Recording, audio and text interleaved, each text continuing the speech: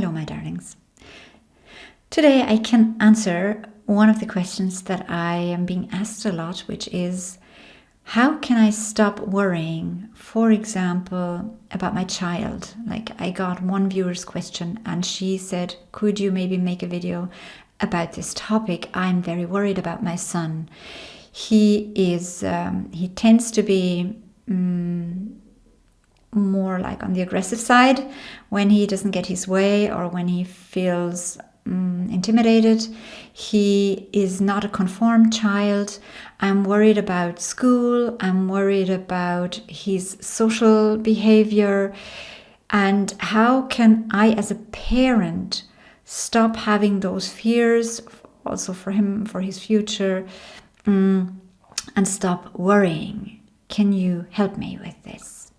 And I'm sure a lot of parents have the same issue, and this is beautiful that these questions are being asked, and I'm suggesting now an answer here, which requires of you, though, to move to the level of your soul state, okay? Which means, obviously, the question was asked from the level of the ego, from the level of the identified self. Me as a mother in my little human life, how can I deal with this? And I have this child and I'm responsible and I see all this and I get, that's also what she wrote, that she gets quite annoyed with him, to put it in a soft word, when he behaves in a certain way that he behaves, and how to deal with this. This question is being asked from the conscious mind, from the brain, and from your egoic state, which is fine. But the answer will be given beyond this, okay? So everybody who has the same fears, worries, questions, and finds themselves in the same situation right now, please, before you listen to the answer, move into your soul state. Move into the awareness of, okay, I'm not my body, I'm not my thoughts, I'm not my mind, I'm not my emotions. I'm beyond it. I'm consciousness, I'm soul energy. So connect with your higher self and move onto that level while you receive the answer now, because that can really help then.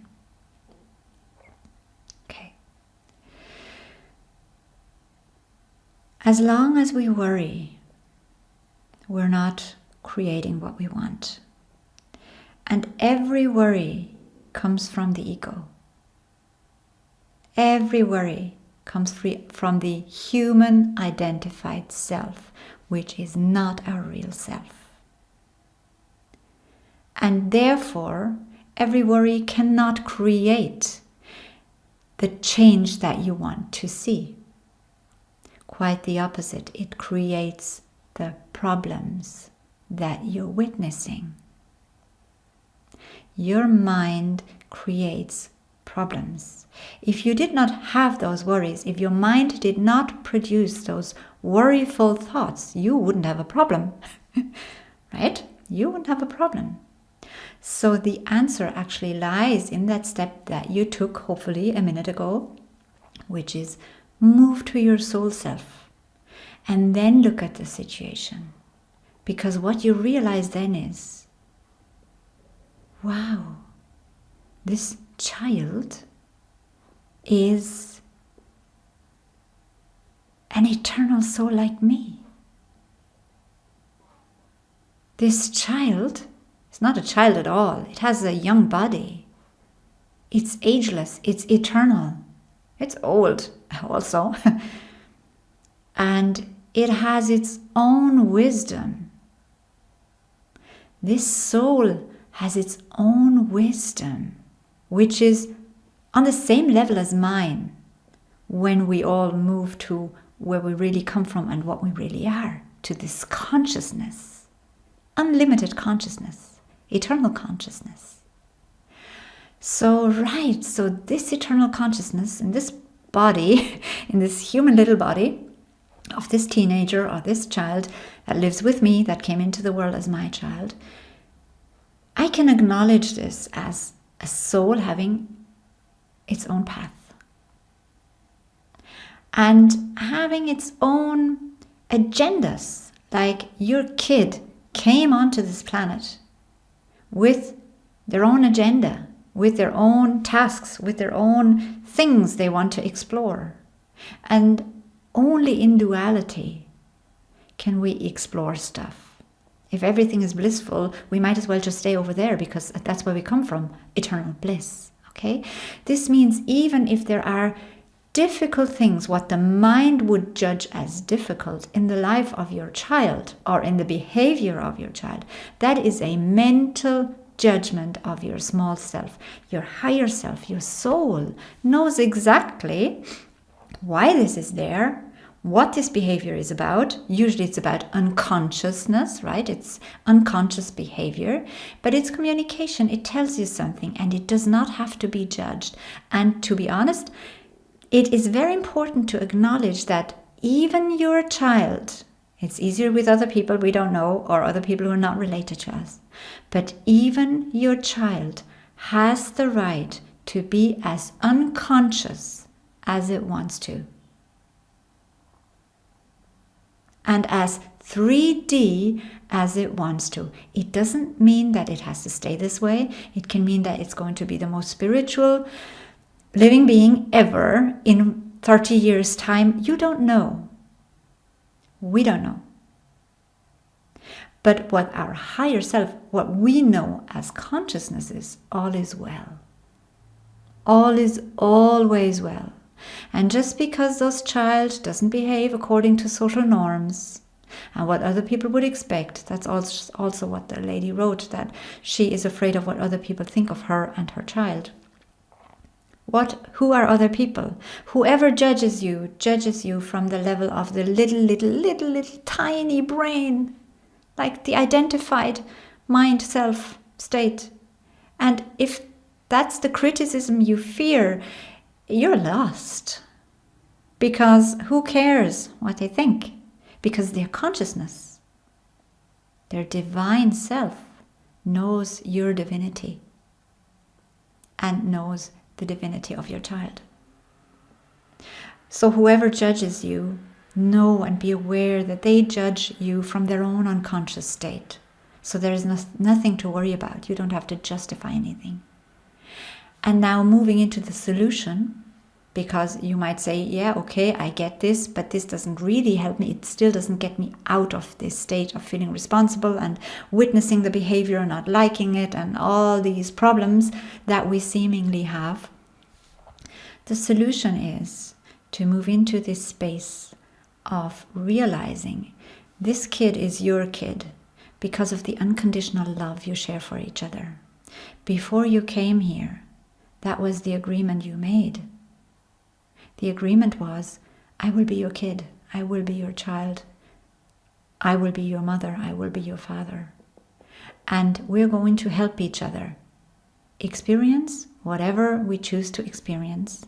Even as humans, if we don't know why the other human chose this experience. And sometimes oftentimes we don't know ourselves why we chose certain experiences until we become aware and conscious. But the unconscious self doesn't know. The 3D self often doesn't know, why did I choose this difficult experience?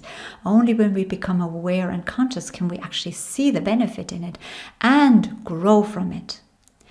So move out of the judgment by realizing your unconditional love for each other, which made this situation even possible, that this kid is even here as your child, and that you can actually experience parenthood with this kid.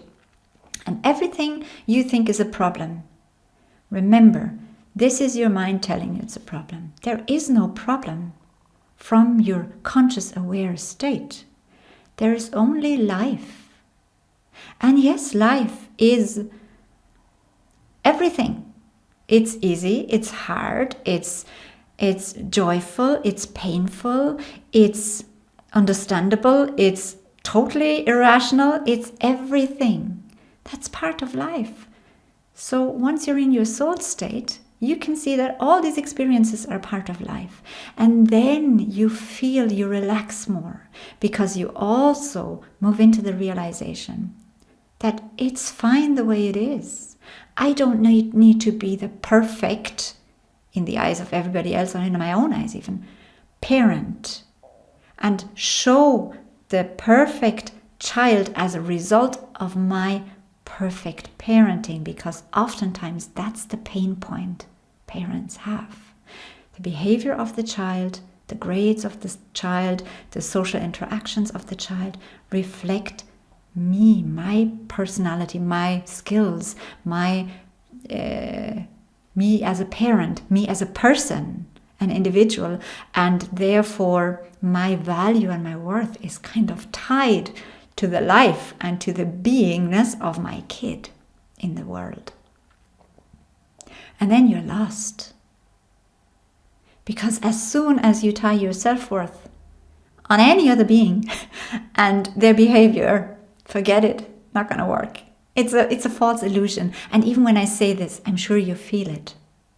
So you can totally detach from that. And I get it. Like people sometimes take responsibility for their partner's behavior. And they feel tense when their partner behaves in a certain way in front of a group of people. And they go, oh my God, did he really do that? I need to really criticize him for this, that it doesn't happen the next time. Because they kind of feel embarrassed for the behavior of someone else, which means they're dealing with their own ego. And any judgment is ego. So you don't have to learn how to love your child unconditionally and come out of judgment when you now realize, yes, I am judging. All you have to do is remember, you are unconditional love. There's nothing you have to learn.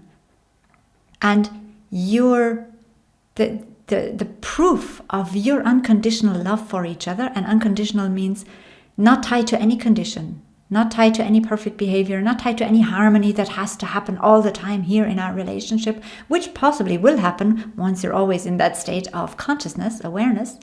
But the proof of your unconditional love for each other is that you are here together because you agreed to do this together as a gift of love, born out of love for each other before both of you came here. So there's nothing else to really do.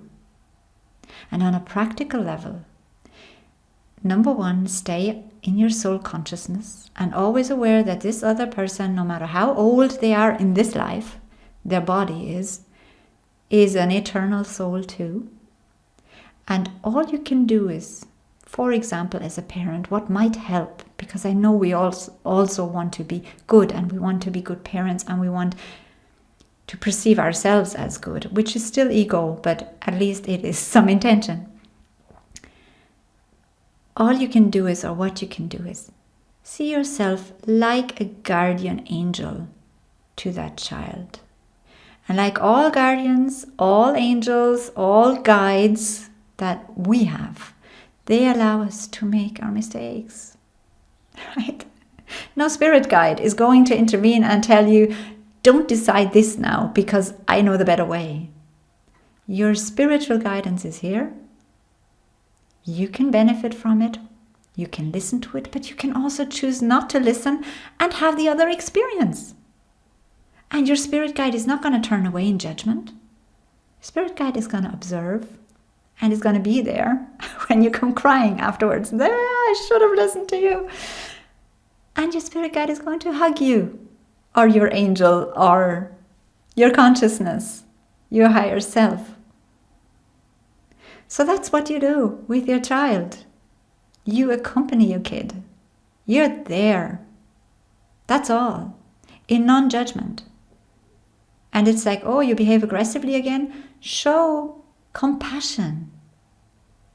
It doesn't mean you agree with it, but you realize this is 3D behavior. This is because my child is trapped in an unconscious pattern. And of course, you can also help your kid by example, by your vibration, and by interaction and communication to maybe become more conscious and aware. But you can't force it. And you cannot judge your kid for not being on the level that you think your kid should be on, because we cannot do this for anybody in our family or in the world. Everybody has their right to be where they're at any given time, no matter how old the body is. and no matter in what relationship we stand to that person. Can you feel this? And then relax. Relax and just love. Just love your child, knowing that all is well, and the problems that you see and the worries that you project out is just something that you create more of. No worry is offering you a solution. Your worries create more problems. So there is no point whatsoever in worrying. And it doesn't make you a good parent if you say, I worry so much about this, I worry so much about that. If my kid knew how much I worried about it, it would see how much I loved it. Your worry does not contribute to a positive, energetic field for your child. It's not supportive. Your worries weaken the energetic support. We need to realize that everything is energy. So how we can actually support is by loving, accepting, understanding, having compassion, supporting, being there no matter what, being there no matter what, being there no matter what, and stop resisting this personal identification that the child seems to be, wanting it to be and behave, let's say behave in different ways, express their feelings in different ways, or their thoughts, or their themselves in different ways. We need to stop resisting what is, because that will cause worry, anxiety on an ego level, dissatisfaction, depression. And if you think with depression you're going to manipulate your child into becoming more of what you think they should be like, and that's a downward spiral. So come into your own essence of I'm okay, because usually also the parents who worry so much about their children are not okay with themselves either. And I know this is deep stuff now, but if we're really honest, if we have a problem with someone else's behavior who is very close to us, oftentimes the problems we have with their behavior is something that we find in ourselves, or something that we would criticize about ourselves.